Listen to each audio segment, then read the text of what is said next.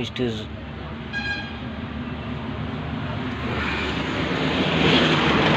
BS6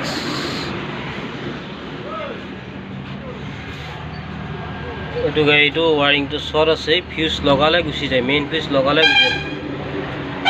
সেইটো কাৰণে চাই আছোঁ, ৱাৰিংটো চালোঁ, ভিতৰৰ ৱাৰিং ডেছবৰ্ড ৱাৰিংটো চালোঁ, যদি ইঞ্জিন ৱাৰিংটো চাব আছে চাই কেনে ক্লিয়াৰ কৰি দিম আৰু ক'ত শ্বৰ্ট হৈছে প্ৰব্লেমটো দেখাম।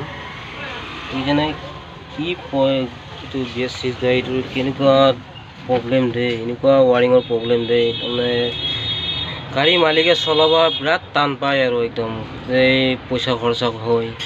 এটা বস্তুৰ সাধাৰণ চেঞ্চাৰ এটাৰে 4,000 5,000 দাম, মালিকে কেনেকৈ উন্নতি কৰিব পাৰিব, কেনেকৈ পইচা জমা কৰিব পাৰিব। এইটো মেকানিক পইচা দি থাকোঁতে গুচি যাই আছে, ইমান খৰচা আছে এইটো গাড়ীৰ BS6 গাড়ীটো।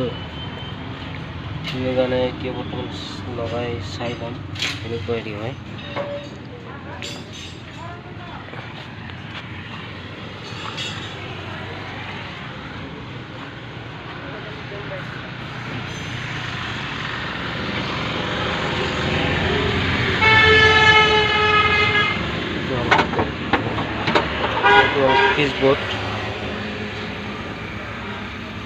ফিউজবোৰ্ড BS6-ৰ